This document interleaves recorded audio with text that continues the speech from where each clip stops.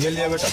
इतना सारा कैश जल गया लेकिन किसी को नहीं पता है किसका है। इसी साल के मार्च में दिल्ली हाई कोर्ट के एक जज के बंगलो में आग लग गई और उसके अंदर एक रूम में फायर डिपार्टमेंट वालों को बहुत सारा कैश जलता हुआ मिला। लेकिन ये केस बस इतना सा नहीं है, ये आगे और उलझता जाता है। चीफ जस्टिस ऑफ इंडिया ने मीटिंग बुलाई और उसके बाद उस जज का ट्रांसफर कर दिया गया इलाहाबाद हाई कोर्ट के अंदर। फिर फायर डिपार्टमेंट के चीफ से जब पूछा गया तो उसने साफ इनकार कर दिया कि कोई कैश मिला ही नहीं था उनके घर पे। इतना बड़ा केस होने के बाद जब उनके ट्रांसफर की बात से बवाल होने लगा तो सुप्रीम कोर्ट ने कह दिया कि इस केस का और ट्रांसफर का कुछ लेना देना ही नहीं है। ये बात फिर पार्लियामेंट तक पहुंच गई। फिर जब फायर डिपार्टमेंट के चीफ से पूछा गया तो उन्होंने कहा कि मैंने कब कहा था कि मिले ही नहीं है पैसे। फिर जलते हुए पैसों का वीडियो वायरल हुआ और जज के ऊपर इंक्वायरी बैठाई गई और इंक्वायरी के दौरान पैसों के बारे में पूछने पर जज ने कहा कि वो जिस रूम से मिले हैं वो रूम सबके लिए ओपन रहता है और उनको नहीं पता है पैसे कहां से आए हैं।